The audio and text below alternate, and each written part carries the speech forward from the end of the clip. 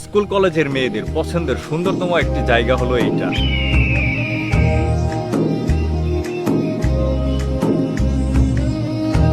আপনি কি জানেন ঢাকার খুব কাছে এমন একটি জায়গা আছে যেখানে সবুজ প্রকৃতি, নদীর শান্ত পরিবেশ এবং গ্রামের সৌন্দর্য একসাথে উপভোগ করা যায়?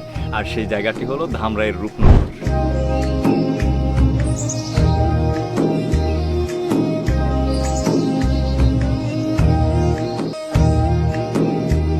যারা শহরের কোলাহল থেকে একটু শান্তির খোঁজ করেন তাদের জন্য এই জায়গাটি হতে পারে দারুণ একটি গন্তব্য। আবারও না আসলে নাই, কারণ আপনারা এখানে আসলে নৌকাতে ঘুরে কোয়ালিটি টাইম স্পেন্ড করতে পারবেন। আর যারা গোসল করতে চান তাদের জন্য রয়েছে বিশেষ সুযোগ, কারণ আপনারা 70 টাকা দিয়ে 1 ঘন্টার জন্য টিউব ভাড়া করে নিতে পারবেন।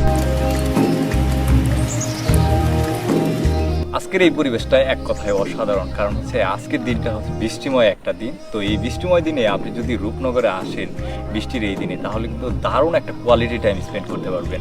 তো এই মুহূর্তে আমরা যেখানে ঘুরতেছি নৌকা নিয়ে, তো এইখানে ঘোরার জন্য আপনাদের প্রতি ঘন্টায় 200 করে টাকা দিতে হবে। 200 টাকা করে হলে কিন্তু এরকম সুন্দর অনেকটুকু জায়গার মধ্যে ঘুরতে পারবেন। তো আপনারা যদি এই রূপনগরে আসেন তাহলে অবশ্যই বিকেলে আসার চেষ্টা করবেন।